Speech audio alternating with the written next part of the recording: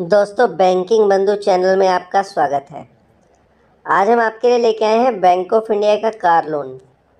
Bank of India के car loan से related हम इस वीडियो में सारी चर्चा करेंगे। जो भी बैंक ऑफ इंडिया का कार लोन लेना चाहता है तो सबसे किफ़ायती दरों पे बैंक ऑफ इंडिया में कार लोन मिल रहा है। आप जल्दी से जल्दी पता कर सकते हैं। कार आजकल के समय में एक सबसे ज़रूरी संसाधन हो गया है कि इसके बगैर काम नहीं चलता है। अगर आप कार लेने की सोच रहे हैं तो बैंक ऑफ इंडिया में ज़रूर मिलिए। बैंक ऑफ इंडिया किस किस चीज़ के लिए कार लोन देता है? आप पुरानी गाड़ी भी खरीद सकते हैं और नई गाड़ी भी खरीद सकते हैं। बैंक कार लोन देता है। अगर आपका कार लोन कहीं दूसरी जगह चल रहा है, मान लीजिए बैंक ऑफ इंडिया में आप कस्टमर हैं या बैंक ऑफ इंडिया में अपना लोन ट्रांसफ़र कराना चाहते हैं, आपका लोन एसबीआई में चल रहा है, एचडीएफसी में चल रहा है, एक्सिस में चल रहा है, कहीं पे भी चल रहा है, तब भी आप बैंक ऑफ इंडिया में अपना कार लोन ला सकते हैं। बैंक आपका पुराना लोन अपने यहाँ शिफ्ट कर लेगा, ठीक है।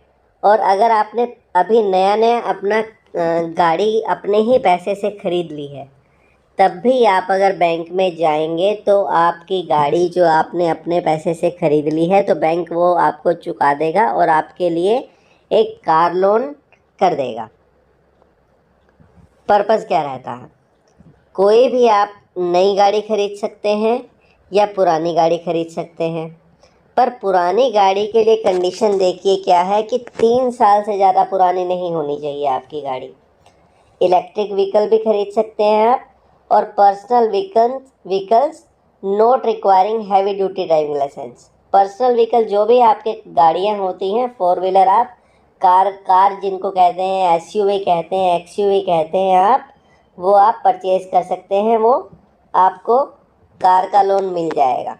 ये देखिए, सबसे इसमें लास्ट में क्या है, reimbursement of cost of 4 wheeler vehicle purchase from own sources. अगर आपने अपने पैसे से गाड़ी खरीद ली है, 4 पहिया वाहन खरीद लिया है, तो आपको बैंक, अगर आप चाहेंगे तो नई गाड़ी आपने खरीदी है तो आपको पैसा बैंक वापस दे देगा, आपको लोन हो जाएगा। वो कौन कौन ले सकता है?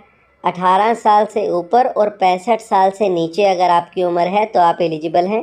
65 साल के ऊपर वाले भी बैंक में अगर पता करेंगे तो बैंक कोई ना कोई व्यवस्था बना के आपको मदद कर देता है। प्रोप्राइटरशिप मतलब बिजनेसमैन लेना चाहे तो वो भी ले सकते हैं, पार्टनरशिप फर्म लेना चाहे तो वो भी गाड़ी का लोन ले सकती है। मिलेगा कितना? देखिए, अगर आप बिजनेसमैन हैं या सैलरीड हैं तो सैलरीड आदमी की सैलरी का 36 गुना, मतलब अगर मान लीजिए आपकी मंथली सैलरी 1 लाख रुपए है तो आपको 36 गुना तक लोन मिल जाएगा, बशर्ते आपका और कोई लोन ना चल रहा हो। और अगर आप बिजनेसमैन हैं तो आपकी एनुअल जो प्रॉफिट आफ्टर टैक्सेस प्लस जो आपका कैश एक्रूवल्स है उसका 4 गुना तक एनुअल का मिल जाएगा। देखिए, ये बारीकी बातें हैं, आप उसमें बैंक में भी जाके पता कर सकते हैं, हम इसमें नहीं पढ़ेंगे। ग्रॉस मंथली इनकम अगर आपकी 1 लाख रुपए से 1 लाख रुपए तक है तो हम आपको 40% तक NTHP देंगे। ये भी देखिए बारीक बातें हैं, आप इन चक्करों में मत पड़िए।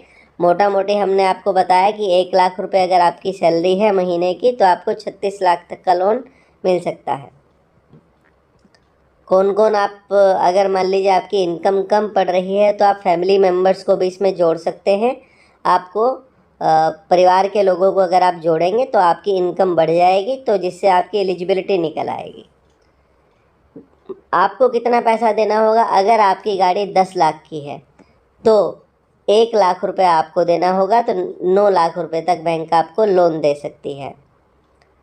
और अगर आप सेकेंड हैंड गाड़ी लेना चाहते हैं तो सेकेंड हैंड गाड़ी में आपको, अगर 10 लाख की आपकी गाड़ी है तो 3 लाख आपको देने होंगे, 7 लाख रुपए बैंक फाइनेंस कर देगी।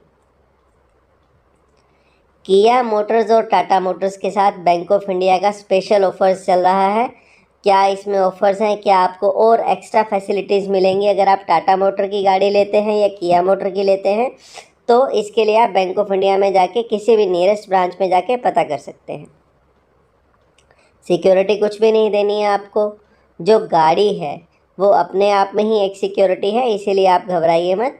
गाड़ी पे ही लोन होता है, तो गाड़ी अपने आप में सिक्योरिटी है। इंश्योरेंस जो गाड़ी का रहेगा वो बैंक के नाम पे हाइपोथिकेटेड रहता है, तो उसमें आपको घबराने की आवश्यकता नहीं है। बैंक उसी को सिक्योरिटी मानता है। मैक्सिमम 7 साल के लिए आपको लोन मिल सकता है 4 पहिया के लिए। और अगर आप प्री ओन्ड कार ले रहे हैं तो मैक्सिमम 5 साल के लिए आपको मिलेगा। देखिए, सिबिल स्कोर के बेसिस पे आपको जो है रेट ऑफ इंटरेस्ट चार्ज किया जाएगा। अभी बेस्ट जो रेट ऑफ इंटरेस्ट है वो है 8.85%। 8.85% का बेस्ट रेट है अगर आपका सिबिल स्कोर 760 या उसके ऊपर है। जैसे जैसे आपका सिबिल स्कोर नीचे होता है तो आपका रेट ऑफ इंटरेस्ट बढ़ता जाएगा। देखिए, 760 एंड अबव के लिए 8.85, 760 के नीचे होते ही और 725 के ऊपर रहते ही 8.95, और 725 के नीचे होते ही 675 से ऊपर रहते ही 9.05। ऐसे ही ये देखिए, आप इस टेबल को ध्यान से पॉज करके आराम से देख सकते हैं। सिबिल स्कोर मायने रखता है बहुत। सिबिल स्कोर आपका क्रेडिट डिसिप्लिन, फाइनेंशियल डिसिप्लिन बताता है, इसीलिए सिबिल स्कोर का बहुत ध्यान रखना चाहिए आपको। अगर लोन सस्ते से सस्ता चाहते हैं तो पुराने लोन्स को अपने अच्छे से रीपे करिए, तो आपको नए फ्यूचर में लोन्स के लिए भी फ़ायदा मिलेगा। पीपीसी आज की डेट में प्रोसेसिंग चार्ज जो है बैंक ऑफ इंडिया का निल है। कोई भी प्रोसेसिंग चार्ज अभी नहीं चल रहा है। फेस्टिवल ऑफर के दौरान आपको पीपीसी चार्ज नहीं है, पर फिर भी कुछ खर्चे लगते हैं आपको। स्टैम्प ड्यूटी, जो स्टैम्प पेपर्स रहेंगे 450-500 रुपये के आसपास के स्टैम्प पेपर आपके लगेंगे। ड्यू डिलिजेंस का चार्ज बैंक बियर करता है।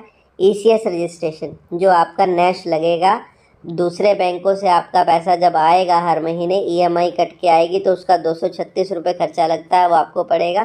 तो यही केवल मात्र खर्चा है गाड़ी के पीपीसी के तौर पे, और कोई भी खर्चा अभी फेस्टिवल सीज़न में नहीं है।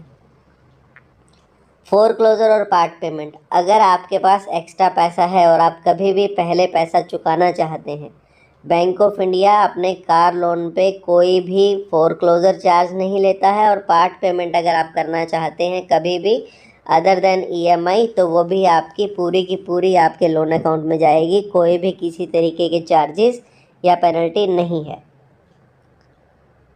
रिपेमेंट, अगर आप बैंक ऑफ इंडिया के कस्टमर हैं तो आपके अकाउंट में स्टैंडिंग इंस्ट्रक्शन लग जाएगा, तो बैंक से बैंक में ट्रांसफ़र हो जाएगा। अगर आप बैंक ऑफ इंडिया के कस्टमर नहीं हैं तो जिस भी बैंक के आप कस्टमर हैं वहाँ से आपके अकाउंट से सीधा लोन अकाउंट में पैसा आ जाया करेगा ईसीएस के थ्रू। आपको पेपर क्या क्या लाने होंगे? कार कोटेशन देनी होगी अगर आप नई गाड़ी ले रहे हैं। अगर आप पुरानी गाड़ी ले रहे हैं तो वैल्यूएशन सर्टिफिकेट जो बैंक का अप्रूव्ड वैल्यूअर रहेगा उससे आपको लेना होगा। एक एप्लीकेशन फॉर्म, पैन, आधार, 2 फ़ोटो, लेटेस्ट 2 ईयर्स ITR आपकी, और अगर आप सैलरीड हैं तो फॉर्म 16 कंप्यूटेशन के साथ। अगर आप बिजनेसमैन हैं तो बैलेंस शीट आपकी चाहिए होगी। 6 महीने की सेविंग, सैलरी या करंट अकाउंट का स्टेटमेंट, एसेट एंड लायबिलिटी